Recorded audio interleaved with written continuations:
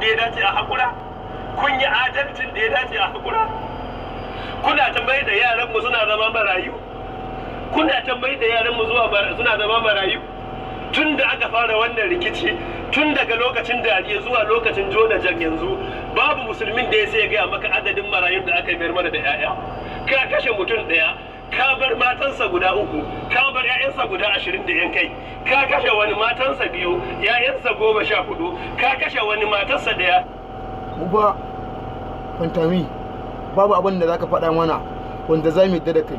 Yawwa, da mun ɗauke ka babban malami mai faɗa aji a fadar Allah, amma tun da Buhari ya hau mulki aka baka ministan sadarwa, ba ka da magana sai ka zagi talaka, sai ka ce talaka wai ba shi hankali, talaka bai san me ke faruwa ba, talaka wai bai san abin da ake yi ba, haka ke gaya wa talaka ba, kuma da kuwa kake yi, da kana kuka kana cewa talaka ba a tosa talaka, amma tun da ka baka mukami